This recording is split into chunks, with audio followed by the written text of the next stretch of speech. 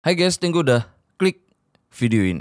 Jadi aku mau ajak kalian bahas kasus ini. Kasus soal apa yang dilakukan oknum perwira ini yang menyalahgunakan wewenang dan jabatannya sampai tega mengakhiri 7 korbannya. 7 loh, yang cuman demi egonya. Makanya nih kasus ini harus banget kita bahas di sini ya, supaya bisa jadi pembelajaran dan renungan kita semua. Dan semoga juga ya orang ini yang sebagai pelakunya amit-amit jangan sampai ada di hidup kita, karena emang horor banget sih ini orang. Oke lah, kayak gimana kisah dan kasusnya langsung aja kita bahas sedetail mungkin yang aku bisa. Tapi kayak biasa sebelum kita lanjut ya, kita ritual dulu. Jadi siapkan minuman dan cemilan kalian. Siapkan juga posisi ternyaman menurut kalian kayak gimana. Jadi kalau udah nyaman, udah santuy. Nah, jadi soal kasus ini, yuk kita bahas. Jadi semuanya bermula dari orang ini yang bernama Muhammad Gribaldi Handayani, yang dikenal dengan panggilan Gribaldi, yang berasal dari Medan, Sumatera Utara, yang tumbuh dari orang tuanya yang juga sebagai polisi, yang mana ini juga yang memotivasi dia sejak kecil yang bercita-cita pengen jadi polisi. Tapi setelah lulus SMA, Gribaldi pun sempat melanjutkan kuliahnya dengan jurusan hukum administratif di salah satu kampus yang ada di Medan. Nah, terus untuk menggapai cita-citanya ya, dia pun sempat melanjutkan sekolahnya lagi ke sekolah polisi atau SPN. Setelah lulus SPN, dia pun langsung tes polisi, yang akhirnya ya di tahun 1985 dia pun dinyatakan lulus sebagai anggota polisi. Terus setelah setahun mengabdi, dia pun dimasukkan ke Satuan Intel Poltabes Medan. Yang mana disinilah dia pun mulai mendalami dan terus belajar soal intelijen dan pengawasan yang menjadi tugasnya saat itu. Tapi beberapa tahun kemudian Gribaldi pun dimutasi atau dipindah tugaskan ke Polres Tapanuli Utara yang masih ada di wilayah Sumatera Utara, yang mana di sana ya dia pun itu mulai bertugas di Satuan Lalu Lintas. Terus setelah menjalani beberapa tahun dinasnya di wilayah Tapanuli Utara, di tahun 1998 Gribaldi yang saat itu bercita-cita naik pangkat akhirnya memutuskan melanjutkan pendidikannya dengan terbang ke Pulau Jawa untuk sekolah di Secapa atau sekolah calon perwira yang ada di Sukabumi, Jawa Barat. Setelah lulus, dia pun langsung diangkat menjadi perwira pertama dan langsung pindah dan ditugaskan ke kawasan Kabupaten Rokan Hilir yang ada di Riau. Nah, yang mana disinilah aksi berantainya pun dimulai.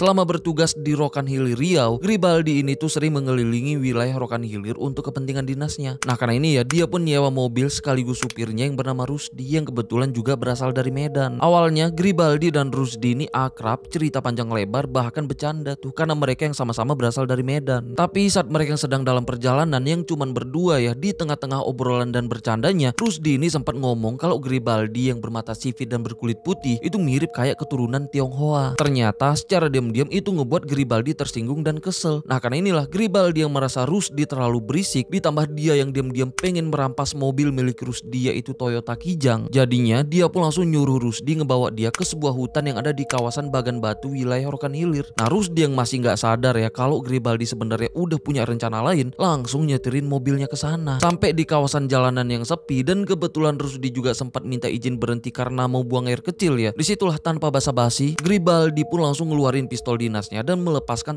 ke bagian belakang kepala Rusdi sebanyak 4 kali, yang membuat Rusdi pun langsung terjatuh dan pastinya nggak bergerak lagi. Setelah itu dengan santainya Gribaldi pun langsung nguburin tubuh Rusdi seadanya yang nggak jauh dari situ. Nah, setelah itu ya dia pun langsung ngebawa dan ngerampas mobil milik Rusdi. Terus beberapa minggu kemudian, tepatnya yang udah di bulan November tahun 1999, tubuh Rusdi pun nggak sengaja ditemukan warga di sana, yang mana temuan ini pun ya sempat ngebuat warga di sana heboh, dan pihak kepolisian di sana juga itu sempat melakukan penyelidikan ya, tapi kasusnya pun berujung buntu karena emang gak ada bukti dan jejak yang tertinggal. Jadinya ya gak ada yang tahu siapa pelakunya. Sedangkan Gribaldi saat itu langsung balik dan menjalani dinasnya kayak biasa, dengan sama sekali gak merasa bersalah apalagi menyesal dengan apa yang udah dia lakukan. Terus gak lama kemudian Gribaldi pun pindah dinas lagi ke Polres Kerinci yang ada di Jambi. Dimana di sana ya dia pun itu mulai menjabat sebuah jabatan yang cukup tinggi, yaitu sebagai Kasat Sabhara di Polres Kerinci. Jadi di sini dia pun memulai dinasnya di Kerinci, yang emang sampai sini ya masih belum ada yang tahu soal apa yang udah dia lakukan sebelumnya. Dan karena ini juga lah yang seolah Gribaldi pun ketagihan untuk terus melakukan aksinya.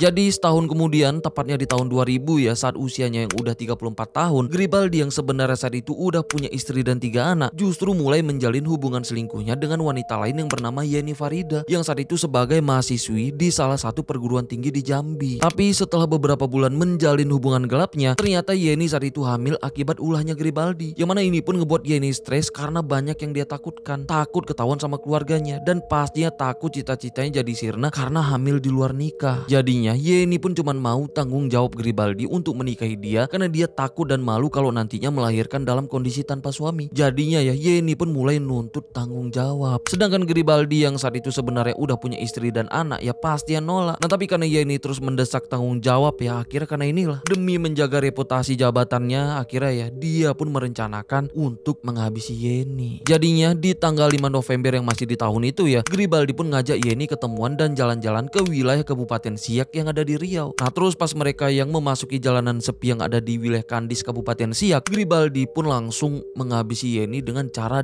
dengan senpi dinasnya. Setelah itu tubuh Yeni pun langsung dia bawa dan dia buang ke wilayah Air Molek yang udah masuk di Kabupaten Indragiri Hulu Riau. Setelah melakukan itu semua dia pun langsung balik pulang dan melakukan aktivitas kayak biasa. Yang mana saat itu ya emang masih belum ada yang tahu soal apa yang udah dia lakukan. Sedangkan keluarga Yeni saat itu mulai resah karena Yeni yang udah menghilang yang emang ya keluarganya juga nggak tahu tuh kemana dan apa yang terjadi dengan Yeni.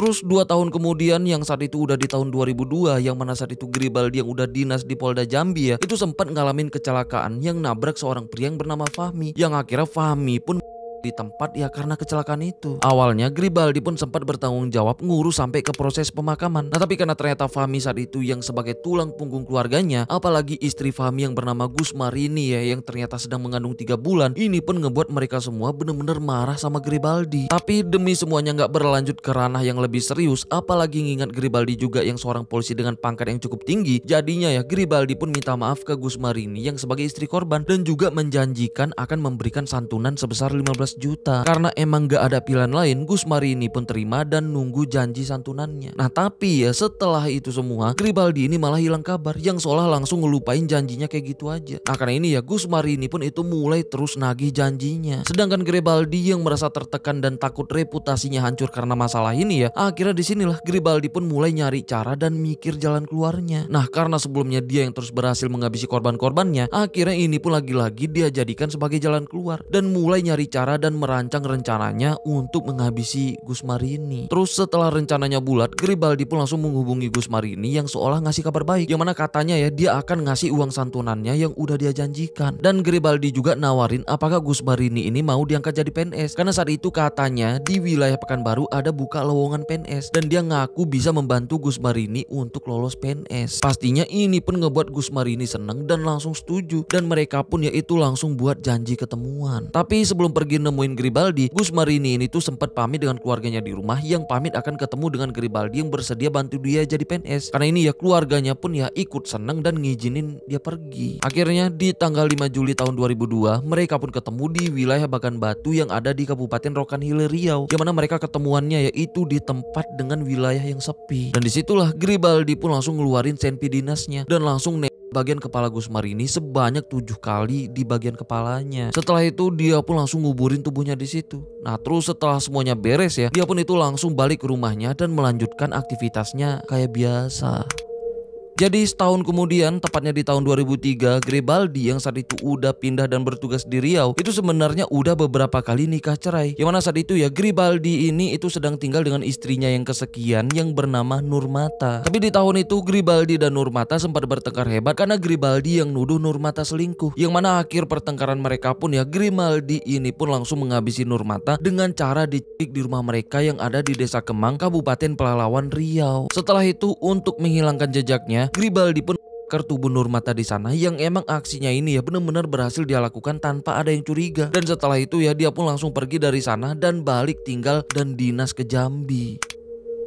Setahun kemudian yang udah di tahun 2004 Garibaldi pun itu udah dinas di Polda Jambi yang bertugas dan bertanggung jawab atas pengelolaan informasi dan komunikasi di kepolisian di sana. Di samping itu dia pun memulai bisnis rental mobil dengan temennya yang bernama Muhammad Ali yang biasa dipanggil Mamat. Tapi baru beberapa bulan bisnis mereka jalan, mereka pun bertengkar karena masing-masing merasa nggak puas karena nggak sesuai dengan rencana awal. Karena Garibaldi ini merasa udah ahli dalam penghilangan nyawa korbannya yang emang sampai saat itu masih belum terungkap juga ya. akhirnya ini pun lagi dan lagi dia jadikan sebagai jalan keluarnya. Yang akhirnya Gribaldi pun mulai merencanakan untuk menghabisi Mamat dengan ngebaikin dan ngajak Mamat ini jalan-jalan ke kawasan Talang Kerinci yang ada di Riau menggunakan mobil Isuzu Panther milik Mamat ini. Nyampe di sana pas memasuki kawasan sepi, Gribaldi pun nyuruh Mamat berhenti. Nah setelah berhenti disitulah tanpa basa-basi ya, dia pun langsung menghabisi Mamat menggunakan senpi dinasnya dengan kepalanya sebanyak 4 kali. Setelah itu dia pun langsung ngebakar tubuh Mamat sampai habis nggak bersisa. Nah setelah semuanya beres ya, dia pun pergi ngebawa dan merampas mobilnya Mamat dan balik beraktivitas kayak biasa. Dan sampai sini masih belum ada yang tahu soal apa yang udah dia lakukan. Jadinya ya korban selanjutnya pun ini terus berjatuhan.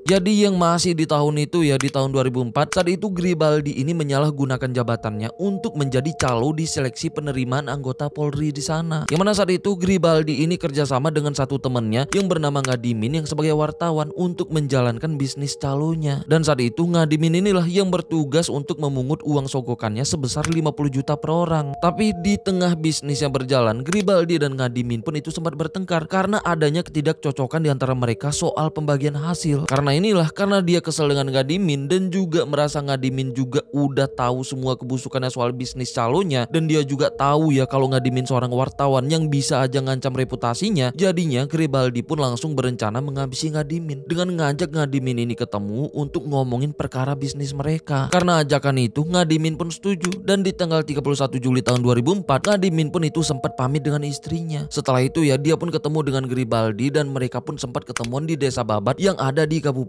Musi Banyuasin, Sumatera Selatan. Di sanalah karena lokasinya yang sepi, Gribaldi pun langsung menghabisi Ngadimin dengan cara dicek, bahkan yang lagi-lagi menggunakan senpi dinasnya. Setelah itu tubuhnya pun langsung yang gak jauh dari sana untuk menghilangkan semua bukti dan jejaknya. Nah setelah semuanya beres ya, dia pun langsung balik dan beraktivitas kayak biasa. Sedangkan beberapa hari kemudian keluarga Ngadimin pun itu mulai resah karena Ngadimin yang udah gak ada kabar. Yang akhirnya ya keluarganya pun sempat melaporkan soal hilangnya Ngadimin ini ke pihak kepolisian di sana. Terus gak lama kemudian yang udah memasuki bulan Agustus tahun 2004, tubuh Ngadimin pun akhirnya ditemukan di wilayah Musi Banyuasin dengan keadaan tubuhnya yang udah hangus gak dikenalin. Setelah diotopsi ternyata ada luka di tubuhnya, yang mana saat itu ya pihak kepolisian di sana juga itu mulai serius menangani kasus soal temuan tubuh dengan ciri-ciri hangus terbakar dan adanya bekas luka tembak. Karena korban-korban Gribaldi sebelumnya yang berakhir dibakar ya, sebenarnya saat itu juga udah berhasil ditemukan, tapi semuanya masih dalam proses penyelidikan. Dan pihak kepolisian yang menyelidiki kasus ini itu mulai mencium adanya keanehan karena udah beberapa korban di sana ditemukan dengan ciri-ciri yang sama yang mengindikasikan ya seolah-olah pelakunya itu orang yang sama. Jadinya pihak kepolisian di sana pun mulai serius menyelidiki kasus ini. Sedangkan Gribaldi ya dengan santainya masih lanjut dengan aktivitasnya yang kayak biasa. Karena saat itu masih belum ada yang tahu bahkan curiga dengan apa yang udah dia lakukan. Bahkan ya dia masih sempat melakukan aksinya ke korban ketujuhnya atau korban terakhirnya.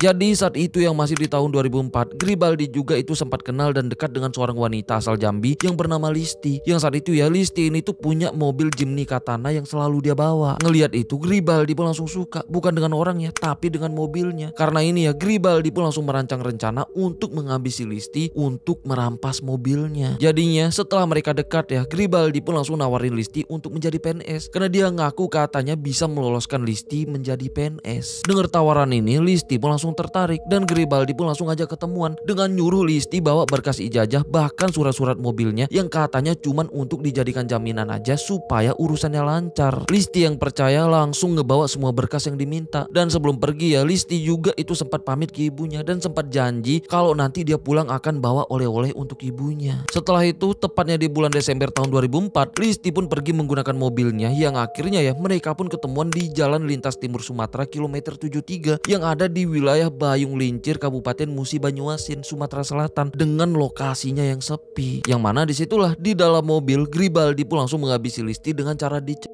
Sampai akhirnya ya Listi pun mengembuskan nafas terakhir di situ. Nah setelah itu ya kayak biasa untuk menghilangkan jejaknya, Gribaldi pun langsung ngebakar tubuhnya yang gak jauh dari sana. Setelah semuanya beres, dia pun langsung ngebawa dan ngerampas mobil milik Listi, bahkan semua barang-barang berharganya termasuk HP-nya Listi. Nah setelah itu ya dia pun langsung balik ke Jambi dan beraktivitas kayak biasa. Terus beberapa hari kemudian karena Listi yang gak pulang-pulang ya, keluarganya pun itu mulai cemas. Ditambah Listi juga saat itu yang udah gak bisa dihubungin. Karena ini pihak keluarganya juga itu sempat melaporkan soal hilangnya Listi ini ke Polda Jambi. Dan saat itu juga ya Listi pun itu langsung masuk daftar orang hilang. Sedangkan di sisi lain di tanggal 28 Desember tahun 2004 temuan tubuh wanita yang hangus terbakar yang hanya menyisakan kedua kaki dengan sepatunya yang ditemukan di jalan lintas timur Sumatera yang ada di Banyuasin langsung menghebohkan seluruh masyarakat di sana saat itu, yang bahkan sampai masuk berita lokal. Nah karena berita temuan itu yang emang heboh di sana ya, jadinya keluarga Listi pun sempat lihat foto sepasang kaki dengan sepatu yang emang sepatunya mirip banget dengan sepatu milik Listi. Karena inilah keluarganya pun langsung ngelapor ke polisi lagi dan minta untuk polisi di sana mencocokkan tubuh wanita itu dengan Listi yang sebagai orang hilang. Yang ternyata benar aja, hasilnya menunjukkan kalau itu emang Listi. Yang pasti ya ini pun ngebuat keluarga terutama orang tuanya histeris, nggak nyangka dengan apa yang terjadi dengan Listi. Dari sini orang tua Listi pun langsung ngelapor kalau sebelumnya Listi emang sempat pamit yang katanya mau ketemu dengan seorang polisi yang bernama Gribaldi untuk ngurus pendaftaran PNS. Karena ini pihak kepolisian di Polda Jambi pun kaget dan tahu kalau Gribaldi yang juga polisi yang juga dinas di Polda Jambi itu langsung mendatangi rumahnya, yang ternyata ya saat itu Gribaldi itu sedang gak ada di rumah. Jadinya rumahnya pun langsung digeledah, yang mana mereka pun nemuin adanya amunisi tanpa izin. Dan yang paling mencurigakan ya, polisi pun nemuin HP milik Listi dan juga beberapa BPKB mobil, salah satunya itu milik Listi yang ditemukan di rumahnya. Karena ini Gribaldi pun langsung dipanggil dan pastinya diperiksa di Polda Jambi. Terus karena aksinya dia lakukan di wilayah hukum Polres Musi Banyuasin, akhirnya yang udah di bulan Januari tahun 2005 ya, Gribaldi pun itu dikirim dan diperiksa di Polres Musi Banyuasin. Di sana dia pun langsung diperiksa dan diinterogasi habis-habisan, yang akhirnya ya nggak butuh waktu lama kasus ini pun mulai perlahan-lahan terurai karena sigapnya kepolisian di Musi Banyuasin dan juga kepolisian di Polda Jambi yang sama sekali nggak ngasih ampun untuk pelaku keji yang kayak Gribaldi, biarpun dia seorang perwira. Karena inilah singkat cerita akhirnya semuanya mulai terungkap. Bukan cuman kasus Listi, tapi semua korbannya juga terungkap satu persatu. Yang emang ya ini pun ngebuat semuanya kaget, ternyata Gribaldi itu udah menghabisi total 7 korbannya sejak tahun 1999 sampai tahun 2004. Karena ini Gribaldi yang sadar dengan ancaman hukumannya yang sangat berat ya, yaitu hukuman mati, sengaja nunjukin yang seolah-olah dia ngalamin kelainan jiwa dengan harapan hukumannya nanti bisa jadi lebih ringan karena adanya gangguan jiwa. Karena ini kejiwaannya pun langsung diperiksa, yang ternyata hasilnya menunjukkan kalau kondisi kejiwaannya normal, yang artinya ya dia melakukan itu semua dalam keadaan yang sepenuhnya sadar. Karena ini singkat cerita tepatnya di tanggal 7 Juli tahun 2005 Gribaldi pun akhirnya dijatuhin hukuman mati. Nah setelah itu ya dia pun sempat mengajukan banding untuk vonisnya ditinjau kembali. Nah tapi syukurnya bandingnya pun langsung ditolak. Terus tahun kemudian tepatnya di tanggal 9